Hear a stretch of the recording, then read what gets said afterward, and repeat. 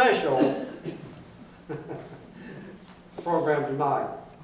Miss Rachel Holland is a native of Athens, Georgia. She has a Bachelor's of Science from Piedmont College and a Master's of Science in Nursing from the Medical College of Georgia. She has 2 simultaneous careers, one as a nurse practitioner with a background in cardiology, cardiac surgery, nephrology, and primary care. The other as a music instructor and member of the Athens Music Teachers Association. She is a current member of the 53rd Georgia Company K within the Georgia Volunteer Battalion and reenacts the war between the states across Georgia. Rachel's interest in the war between the states began when she saw her first reenactment in elementary school. She has spent nearly a decade and a half studying the war, particularly the advancements in medicine brought about because of the war. Rachel combines her love for medicine, her Confederate ancestry, and her love for the history of the war in her studies, reenactments, and talks. She particularly loves studying how the war changed the face of medicine, tying the medical advancements during the war to techniques, skills, and procedures used in medicine today. She also uses her research on the war, battles, people, and medical advancements as an author, and currently has 2 manuscripts in the editing stages, each set in distinct border states, beginning in 1865 and going through the early days of Reconstruction. Her hobbies include reenacting, reading, gardening, sewing, choreographing, and dancing, and is a former amateur competitive ballroom dancer. So let's please welcome Ms. Rachel Holland. Yeah. That's my baby.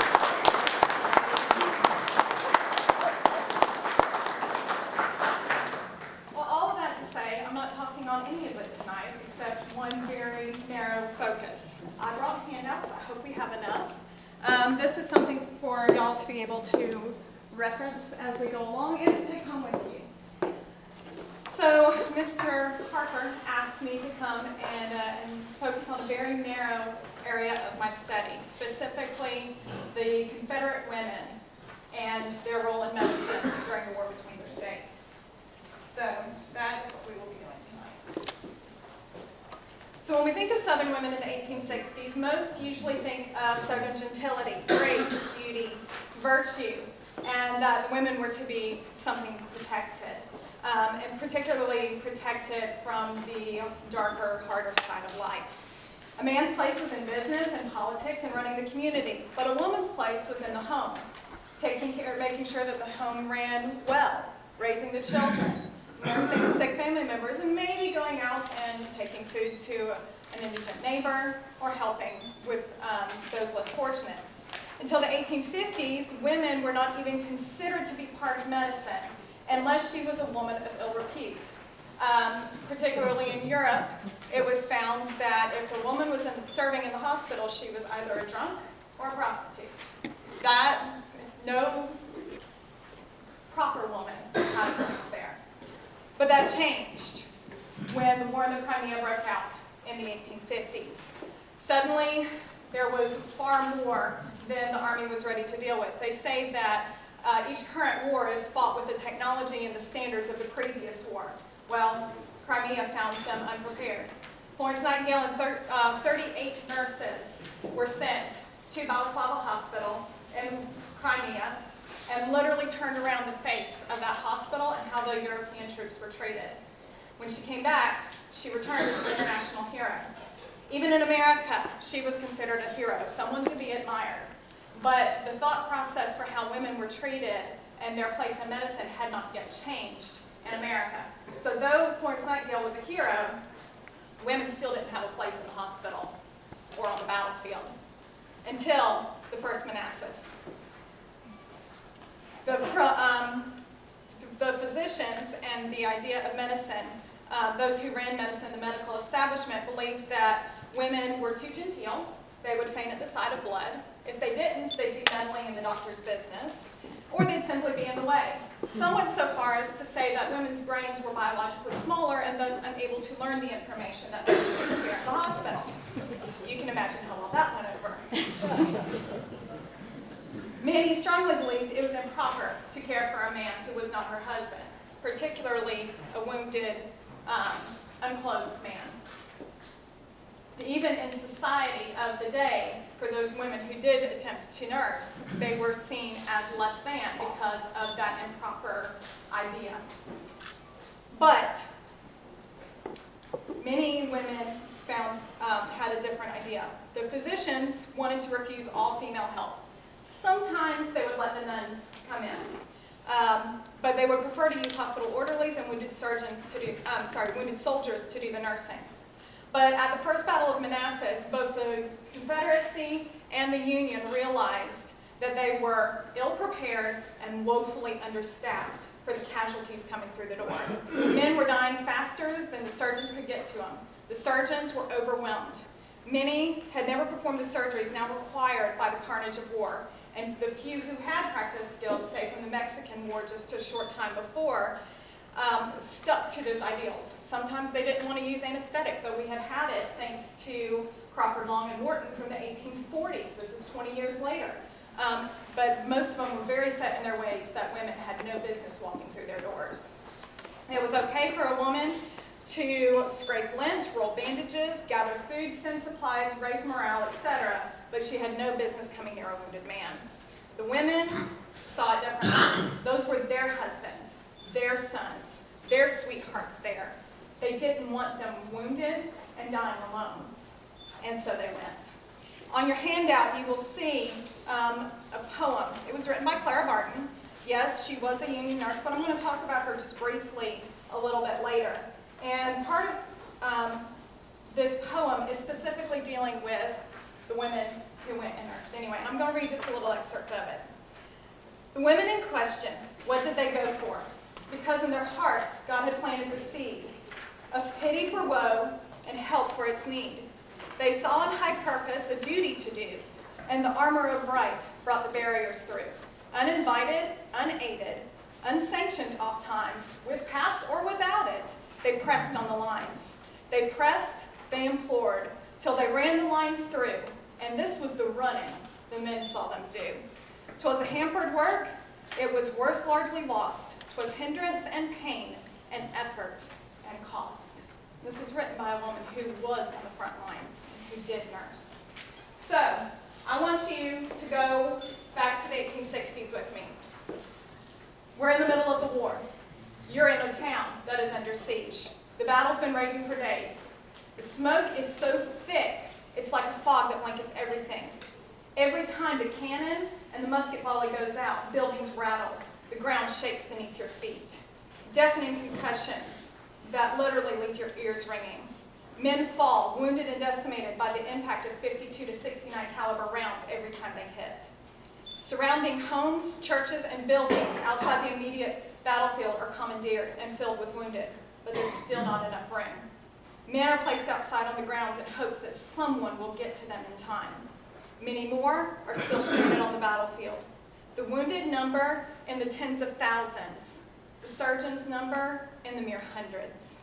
As you walk through the door of the nearest hospital, as you walk towards the nearest hospital, you hear the groans of the wounded crying for water, for mercy, for their mother or their sweetheart. Some of them just begging to die.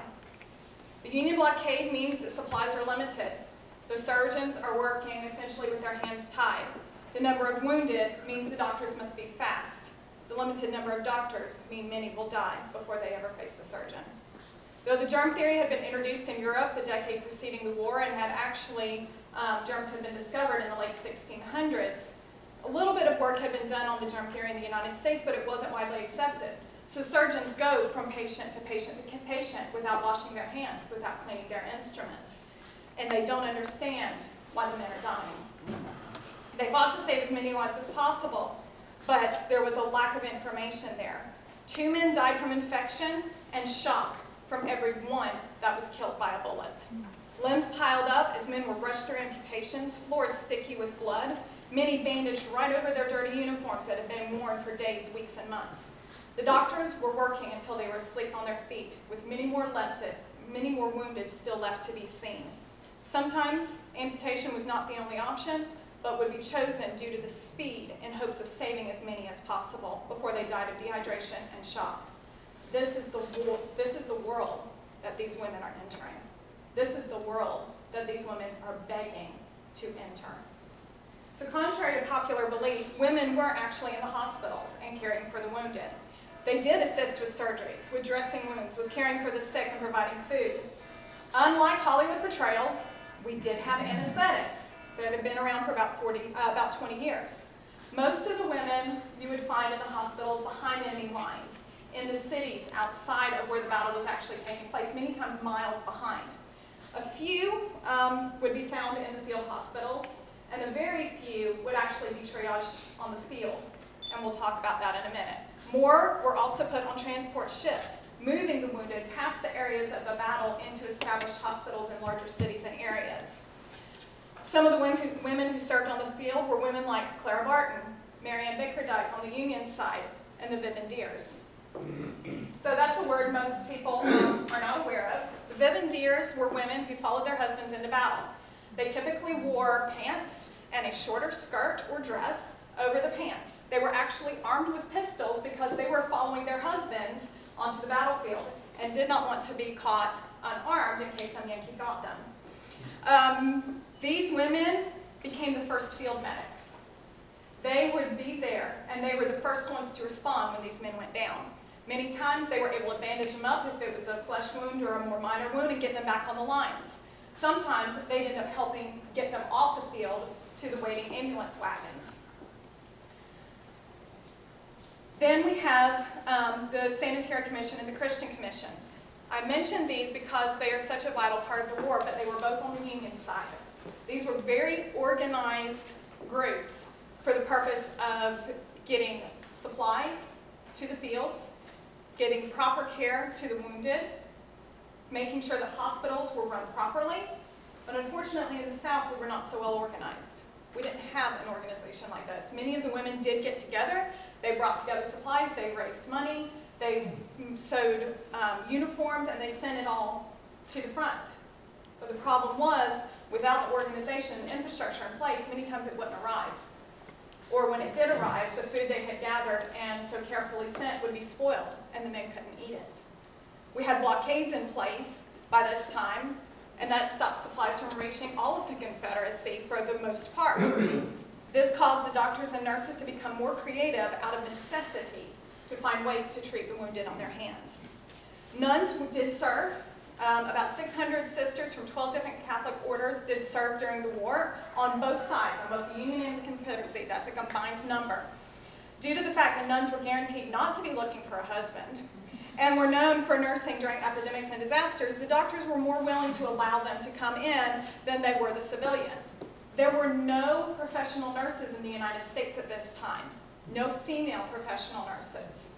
The nuns were the closest thing we had to it. Everyone else was simply a civilian woman serving. For those who did become nurses, duties included changing bandages, helping the men with hygiene, bathing the patients, giving medications, assisting with surgeries. Yes, they were in the operating tables with the physicians at times. Preparing the proper diet for the men and getting it to them, writing letters for the men, reading letters from home, praying with them, and in many cases, simply the administration and keeping the hospitals running smoothly.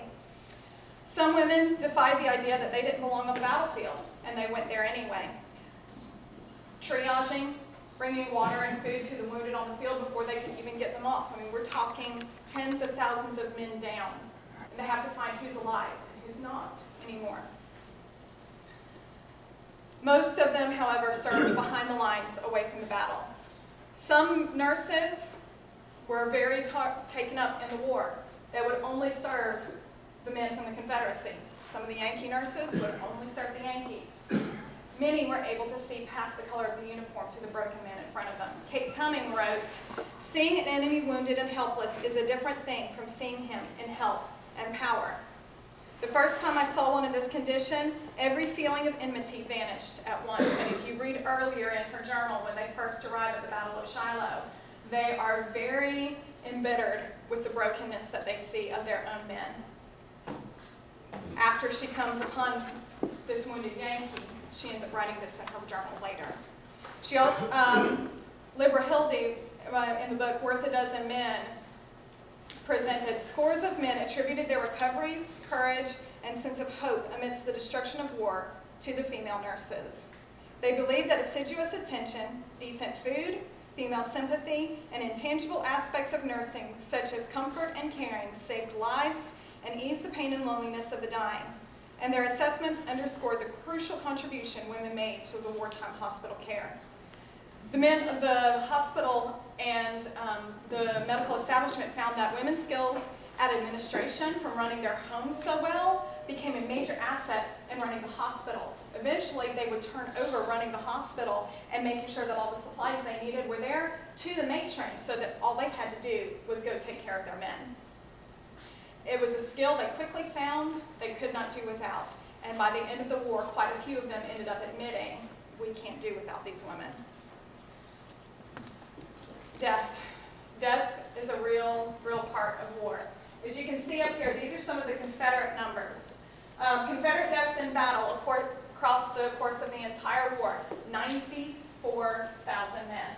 Of disease, 164,000 men. All total throughout the war, 258,000 men, and that is from the National Library of Medicine. In contrast, Union deaths in battle were 110,070 men. Of disease, 224,586. They also include numbers from accidents and suicide to a total of 359,528 deaths. The deaths of the Union Army exceeded the Confederacy by nearly 30%. Most of that, however, started from the beginning of the war. By the end of the war, the numbers were almost even, battle for battle. Gettysburg was the most costly battle of life for both sides of the entire war. So the need. These men quickly realized they couldn't do it alone. What did these women end up taking care of? Well, they helped with triage. Who was alive? Who was dead? Who was about to die? And who had a chance of surviving if they could get them to the surgeon? Food and water. Many of these men died from sheer dehydration. And many of these women would just walk the battlefield with buckets of water, beef broth, a piece of bread, and give them something to try to keep them alive until they could be treated. Helping the soldiers recover, dressing changes, helping them get clean, getting them up and moving so they didn't end up dying from pneumonia or some other disease that would spread through the hospital. And that's one thing I didn't include in here, was that many of the diseases, even childhood diseases, would start running through these sick camps and running through the hospitals, because now all these men who've been growing up in the backwoods and farming communities have been very isolated, and now you put hundreds of men together, all it takes is one man with a childhood disease and it spreads through the entire camp. That's where some of those deaths from diseases came from. They would assist with surgery. I mean, many of these doctors were literally dead on their feet and still going, and they would take anybody who would help, whether that was holding a limb, handing them instruments, or whatever they needed. Materials management, making sure that they had what they needed. Laundry, just doing the laundry from the dressing changes alone would keep many of these women going. And then record keeping. This picture here is actually a picture of a record that I took in Gettysburg last November, where the nurses had kept track of every man who was there, whether they had lived, whether they had died, which regiment they were from, etc. So that is one of their ledgers. And we have a lot of the numbers we do today because of the records that the nurses kept that are now used by the National Library of Medicine and so on. So many of these Southern women embodied grace and gentility for which they were known. But many of those who became nurses revealed that they had gentility laced with steel. From conscripted housewives assisting with surgeries and when their homes were commandeered, to the vivandiers aiding the soldiers on the field, to the nurses. Many women put aside the social mores of their gentility to care for men desperately in need of their help. Kate Cumming would again write in her diary, "A lady's respectability must be at a low ebb when it can be endangered by going into a hospital." So let's take a look at a few of those women, starting with Kate Cumming. She was born in Scotland, raised in the United States, and many times she pulled on the strength and stubbornness of her Scottish blood to accomplish what was needed. She started nursing in Mobile immediately after the Battle of Shiloh. Though she joined with 40 other women, quite a few of them realized that it was far beyond what they could take, and they returned home shortly after the battle. Sometimes a few of them returned the very day they arrived. It was not what they were anticipating. Kate and several other women actually did remain. She was not well received. This was early in the war. Many of the surgeons said, we don't want you here, get out. You're not touching the boys, just go home. Some of the younger doctors had a little difference in their thinking, and one of them actually told them, here's where you can find supplies, here's where you can put your stuff, get to work, within just a day of them arriving. And that's all in her journal. After the fall of Chattanooga in the summer of 1863, Kate began to nurse in Georgia and would go throughout Georgia for the remainder of the war. She went from several different hospitals, going with the Army, and she would serve in positions both as nurse and in some places as matron of the hospital. This was a difficult job due to the prejudice that remained, and she fought it till the end of the war. She kept a diary that I've mentioned several times here, and it would actually be published in 1866, entitled A Journal of Hospital Life in the Confederate Army of Tennessee. And you can get it today. It is out at the local Athens library, and it's on Kindle. When the Confederacy decided the hospitals would pay their nurses, Kate became one of the first professional nurses in the United States, and in her case, in the Confederacy, before the Confederacy was reinstated into the Union. She is officially listed in the Confederate Army Medical Department records. She would never marry. She became a teacher and an active member of the UDC until her death in 1909, and she's buried in Mobile, Alabama. Another amazing woman, Phoebe Pember.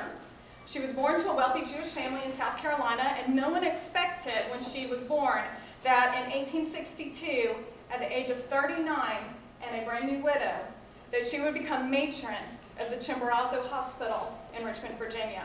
It was the largest Confederate hospital in the Confederate States, having over 40 wards in one hospital. As chief matron, she earned $40 a month. Her duties included dealing with and providing solutions to shortages in food, medicine, and equipment, particularly during the siege of Richmond, while at the same time dealing with physicians who did not want her present.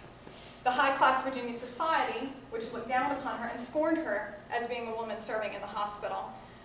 And as the war went on, hardships increased. We had the siege of Richmond, which, as y'all know, was quite intense, and Richmond was virtually cut off. And this is after we have already been blockaded for years. Not only did she have to handle the shortages in running the hospital, but she was continually found cleaning and bandaging wounds. Several people wrote about her and talked about what they found her doing. She would be replacing bandages, preparing the most difficult cases for the surgeon with her own hands. Despite all of the shortages and trials, Chimborazo Hospital would achieve between a 6 to 9% fatality rate, which is less than the most well-staffed and well-supplied hospital in the entire Union Army. I gave the range 6 to 9% because several different resources have varying numbers, but it's all within that range. To those who criticized the women who worked in the hospital, she wrote, "In the midst of suffering and death, hoping with those almost beyond hope in this world, praying by the bedside of the lonely and heart-stricken, closing the eyes of boys hardly old enough to realize a man's sorrows, much less suffer a man's fierce hate. A woman must soar beyond the conventional modesty considered correct under different circumstances." Phoebe was gutsy.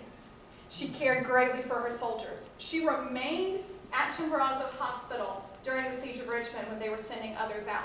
But she knew that many of her soldiers were too wounded and too weak to leave, and she would not leave without them. She sent many of her other nurses away. The siege was so intense, though, that many were not even able to get out of the city. And once Richmond fell to the Union, she was placed under house arrest by the Union Army.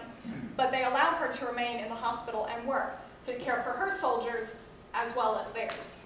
She was known to go and bully the Union troops to get what she needed, and she rarely came away empty-handed. Despite all these challenges, she would later write that the most difficult of her duties was, quote, telling a wounded man that he wouldn't survive when he was unaware there was any imminent danger of death. And this is a picture of Chimborazo Hospital from the time. All of those white buildings across the top of the hill there are all part of the hospital. From November 1st, 1861 to 1863, the hospital admitted 47,176 patients. Of those, and there's a lot of numbers as to where each patient went. Of those 47,000, 3,031 died. That was it during those 2 years. Captain Sally Tompkins, another amazing woman. After the first Battle of Manassas, or Bull Run, the Confederate government asked the citizens to help care for the wounded. Again, they were woefully unprepared, and they were scraping this together as fast as they could.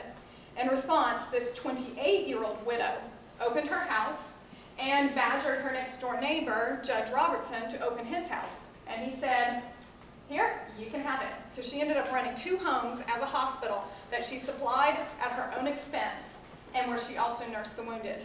Her hospital had the lowest casualty level of any hospital in Union or Confederate side through the entire war.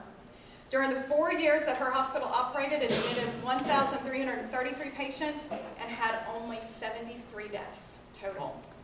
94.5% of her patients survived. Due to that fact, officers would try to get their most seriously wounded men sent to her. Due to her high rate of success, she was able to get President Jefferson Davis to allow her hospital to stay open when they were closing other civilian hospitals, or the civilian hospitals were being taken over by the Army. To circumvent this issue, President Jefferson Davis personally commissioned Sally as a captain in the cavalry unassigned so that she could remain there and run her hospital. And that was done on September 9th, 1861. It also allowed her to draw government rations and salary, which she used to put back into her hospital and make sure that all the supplies were needed. She was one of the only women knowingly commissioned into the Confederate States Army. 2 chapters of the UDC were named for her.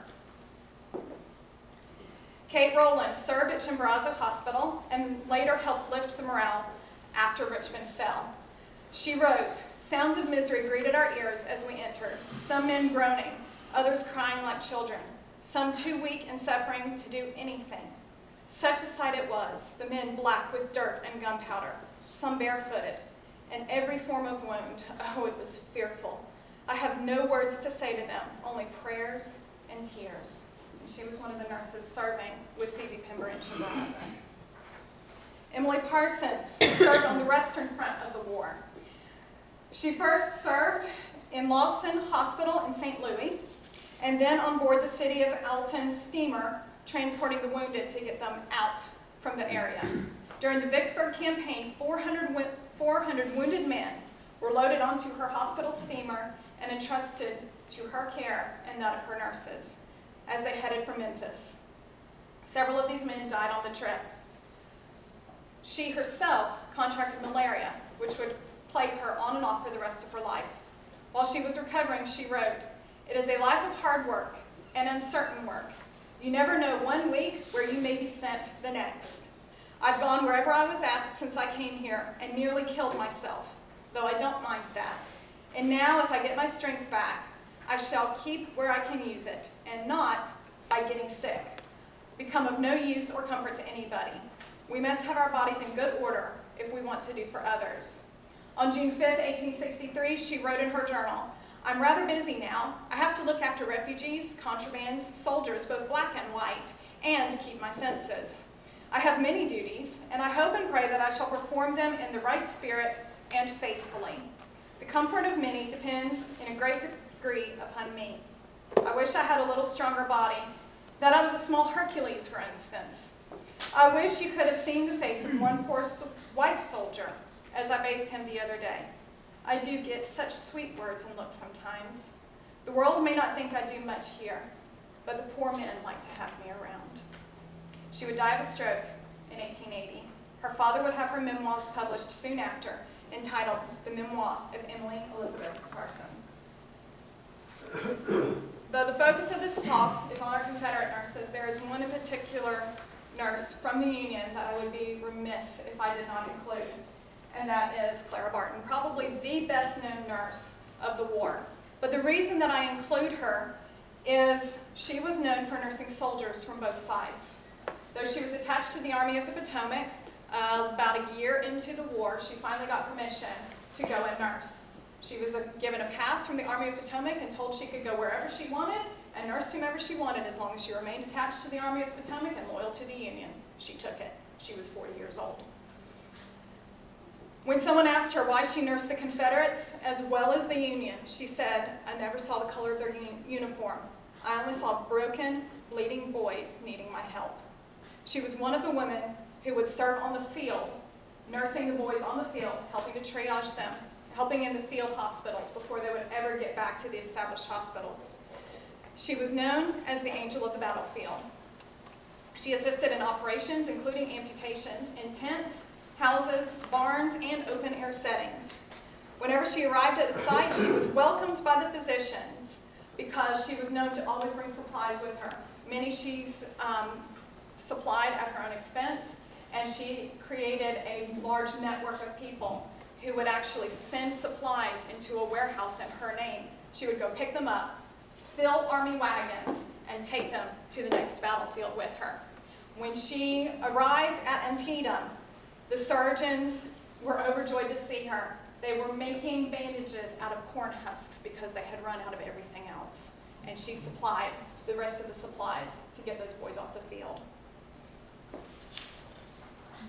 She was known by the physicians as someone on whom they could rely. She set up a distribution system to get supplies to the field, starting with her warehouse in D.C. and then moving on. And people going back and studying what she did say that she was far ahead of her time. Not only that, but she understood cleaning wounds and some of the basic first aid things we think of today, she was doing when the surgeons thought she was crazy. But more men survived because of what she did than any other of the established practices of the time. She recognized the importance of just basic hygiene. After the war, she founded the Missing Soldiers Office and was responsible for identifying more than 20,000 soldiers' bodies and getting them back to their family and properly buried. She would later go on to found the American Red Cross. There are many other amazing women I can't mention tonight. Unfortunately, many of the brave women we know who served during the war are on the Union side. As they say, history is written by the victors, and many of those stories were lost or simply kept within their families. But if these women mentioned here tonight are a representation of those throughout the Confederacy who cared for the women, I believe we have quite a legacy here in the South. To take it a step further, after the war between the states, women became a permanent part of medicine. By the 1880s, schools of nursing were graduating their first classes of professional nurses, professional women nurses. 50 years after the war between the states, the world found itself embroiled in the First World War, or the Great War as they called it then.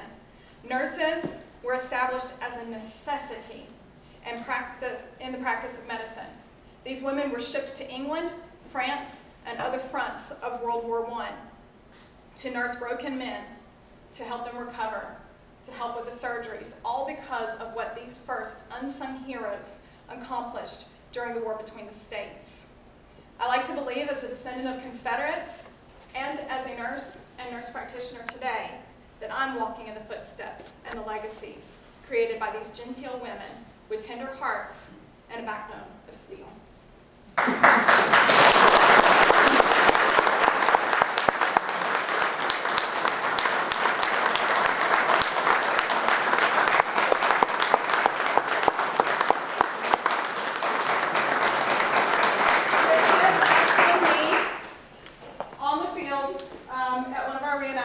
Doing field medicine with the 53rd Georgia, and I have two of my fellow members of the 53rd Georgia here with us tonight as well. Any questions? Anybody? Yes, sir. Did you see the recent TV series Mercy Street? I did. You did comment on it? I would be happy to. I did watch it. As far as some of the costuming, some of the culture, some of the military practices, they took creative license. As far as the medical practice and procedures of the day, they were dead on. Their advisor, their medical advisor, is actually either the director or the curator of the Civil War Medical Museum in Maryland. So I did watch it. If y'all did see any of it in episode 3, Dr. Foster ends up having to amputate his own brother's leg. It's a kind of gruesome scene. I watched the whole thing because I wanted to see how accurately they did it. They nailed it. So take the rest with a grain of salt. Thus far, through season 1, their medical practices are accurate. Yes, sir? Of the women that follow their husbands Mhm. to battle, are there any records to show how many of those folks were killed? I have not found any so far, but I have a stack of books about this thick on my table right now that I'm going through, so if I find out, I will let you know. Any other questions? Yes, sir, in the back. The Surgeon General, John Stroud, of the Confederacy, he seemed to be greatly in favor of using women in his very intricate and documented procedures Yes. and lists of things. Yes, he did, and as I mentioned, there are some who recognized their importance. It ended up being surgeon by surgeon, quite honestly. You could have 5 surgeons in one hospital, and 2 of them would try to throw them out, and the other 3 would try to put them to work. It would many times be who was the surgeon on call at the moment, who was the one serving that day. There are records of, on the union side of one of the early nurses, her last name was Woolsey. There were 2 sisters who served, who actually ended up coming in under the Sanitary Commission, bypassing Dorothea Dix because she wouldn't let them in, and going with the Sanitary Commission and going into the hospitals, and they wouldn't let them touch the men. They had them emptying the chamber pots and dealing with the dysentery supplies instead, trying to run them out. And then other surgeons came in, recognized what they were doing, and basically took the other surgeons to task, shall we say, took them outside for a little while, and actually opened the doors for them to start doing the very basics. And later they would end up going into being a regular part of the hospitals. But as you say, many of the surgeons did recognize it. Quite a few more did not like the idea. By the end of the war, as a whole, that idea changed. They realized we could not have gotten through this war without the women. It literally was a nationwide effort on all fronts. Yes, sir? I'd like to know something about the clothes y'all wear. I am roughly dressed as a nurse for the day. You'll have to forgive me, sir. I just came out of theater and had enough time to change my apron before coming in and speaking to y'all. What I am wearing is a proper work dress with what is called a pinner apron. At the time, they did not have the straps. They would just have a bib that would be pinned up. There were different kinds of pins at the time. I used a simple straight pin today. They did have early, what we would now call safety pins, though they were shaped differently than they would also use sometimes.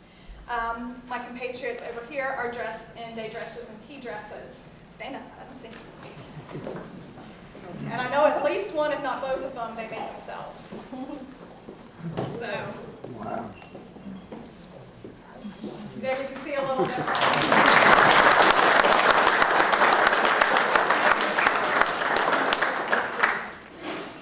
Okay. So this, we actually do wear these when we reenact. If we're going to tea, if we're going calling, if we're going to see the settlers, we will wear what my compatriots here are wearing if we're in camp, if we're scrubbing, if we're cooking over the fire, etc. We don't want the hoops in our cages getting our dresses caught on fire, so we wear these. When they started nursing, at the beginning, many of the women were, shall we say, naive as to what they were walking into, and would come dressed in their elegance and day dresses, not their silks, but their day dresses, and would quickly, very quickly, abandon the hoops for the more sensible work dresses, as they are literally on their hands and knees, changing bandages, scrubbing floors in the fields, etc. Yes, sir? There's a seamstress must make all of those dresses, doesn't it? Actually, we do buy some of them from seamstresses, and we're all also seamstresses. We make some of ours. I made the apron that I'm wearing today. So Stephanie made her dress. Yeah, my grandmother was a seamstress. Excellent. She served all the rich people. Okay. All right, any other questions? Y'all have some wonderful questions here tonight. Is Yeah? your hair period appropriate the way you got your hair? It is, for one of the styles. I didn't have time to fully pull it back. Many times they would roll their hair and put it in a net to keep it completely up. Sometimes it would be back by this. This is a little more of a casual day look. And then, of course, my ladies over here have more of a calling or a tea look going on, consistent with their dress. Yes, ma'am? Did any of the other women receive a rank or just one lady? As far, I have seen some conflicting data. Many say that Sally Tompkins was the only one who received a rank. Of course, we do know of some women who hid their identity and did serve as men during the war, and of course they had a rank under their pseudonym. Some say that there were a few. Some resources say that she was the only one. I have not been able to look at the original documents myself to determine which is correct. I saw where it said that she was buried with military honors. Where was she buried? She In Mobile? was in Mobile. Any other questions? Thank y'all for allowing me to come share.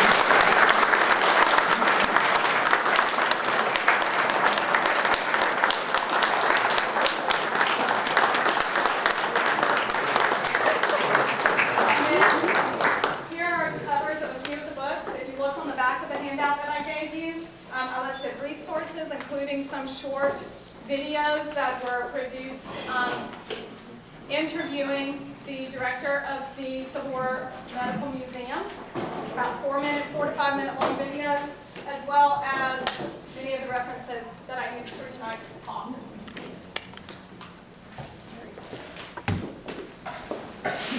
Thank you, Rachel. Any Thank you, sir. first-time visitors, please be sure and sign our guest book.